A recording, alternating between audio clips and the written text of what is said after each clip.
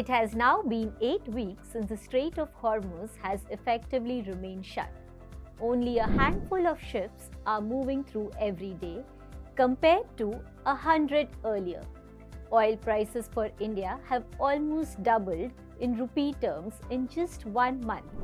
Global supply chains are under strain, and yet financial markets, especially equities, appear surprisingly calm. In this month's macro and market wrap-up, we will take a quick snapshot of 3 things. First, how global markets are thinking after the Iran war. Second, what this shock means for India's macroeconomy. And finally, our outlook on Indian equities and fixed income.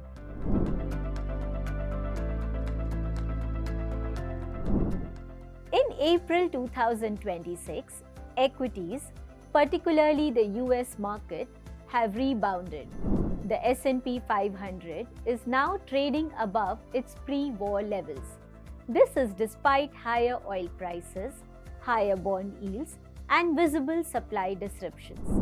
At first glance, this seems counterintuitive.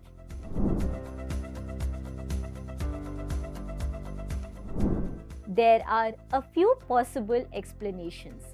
First, some rallies often occur within a bear market.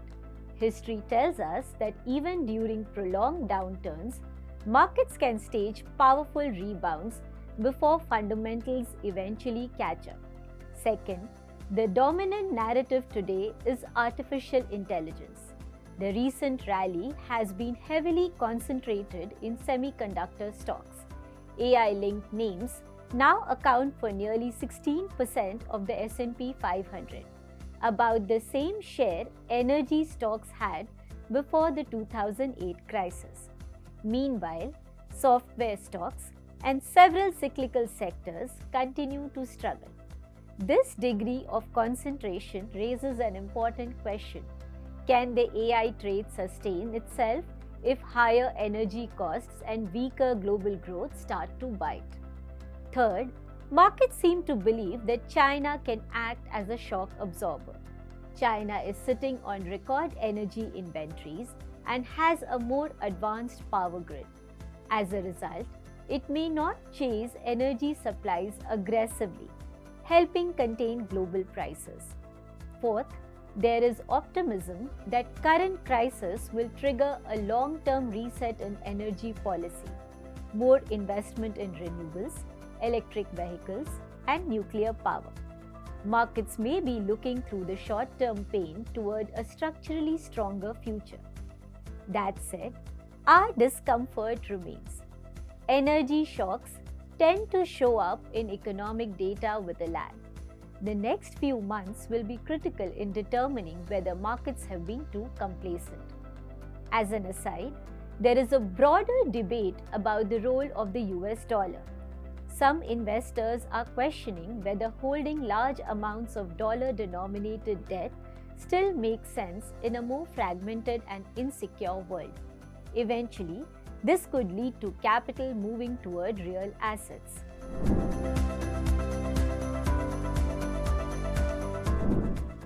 For India, the shock has been meaningful. The Indian crude basket jumped from about $69 per barrel in February 2026 to about $120 or $125 per barrel by March 2026. This is an 80% increase in 1 month. Because of higher freight costs and rupee depreciation, crude prices in rupee terms have almost doubled. This has fed directly into raw material inflation. Wholesale price inflation rose sharply in March 2026 to 3.9% year-on-year versus 2.8% in Feb 26 and an average of 0.7% throughout FY26. This was driven largely by energy-linked inputs. Input cost inflation has surged nearly 9x in 1 month, while output prices have barely moved so far. In simple terms, companies and even government are absorbing the shock for now. Consequently, Retail inflation also remains contained to around 3.4% year-on-year in March 2026 versus a 3.2% in Feb. One key reason is also that food prices are stable thus far, helped by a good Rabi crop and comfortable buffer stocks. Only a few items such as airfares, LPG and kerosene are clearly reflecting the energy shock in retail basket. However, if high energy costs persist, margin pressure will eventually translate into broader price increase. 2026 monsoon is also faced with El Nino risks, which could be inflationary. On growth, the picture is mixed. Aggregate domestic activity has held up reasonably well in March. Bank credit growth has strengthened. GST collections, when adjusted for recent rate changes in September, remain broadly aligned with nominal GDP growth, and non-oil, non-gold import continue to stay elevated. This suggests that demand has been supported by previously built inventories or is holding reasonably well thus far. There are few sectors, however, where stress cannot be ignored. Energy-intensive sectors like fertilizers, steel, cement, and chemicals have seen output disruptions. Core industry output contracted in March 2026, one of the weakest readings in recent years. Exports have also taken a hit. Logistical constraints and closure to the Middle Eastern routes have sharply curtailed shipments. Export to Middle East dropped from around $6 billion per month to a just $2.5 billion in March 2026. This is important because roughly 14% of India's exports go to that region. At the same time, India's external position has weakened materially. The rupee has depreciated sharply. As of March 2026, the real effective exchange rate is now 9% below its fair value, levels that were last seen during 2013 taper tantrum. While a weaker currency typically supports exports, that benefit is limited right now due to logistical constraints. Looking ahead, the current account deficit could widen toward 2% of GDP in FY27. Low net FDI inflows, rising outbound investment, and weak external commercial borrowing flows suggest that rupee may remain on a weaker footing in the near term.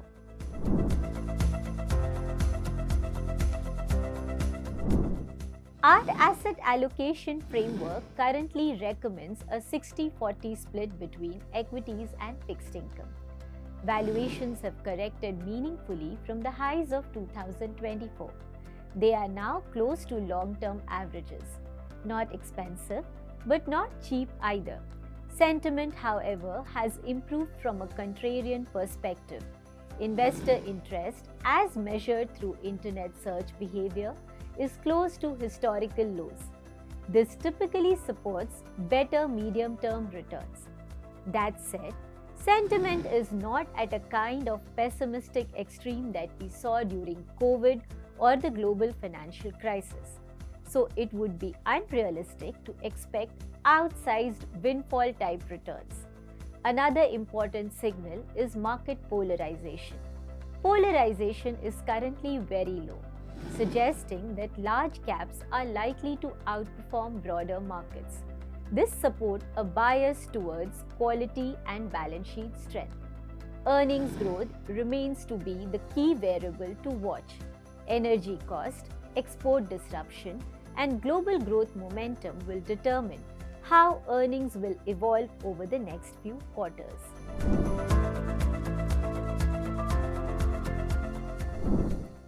On fixed income, fiscal dynamics are becoming increasingly important. The government has committed to absorbing large parts of the cost shock. This includes fuel subsidies, LPG support, fertilizer subsidies, shipping assistance, and credit guarantees.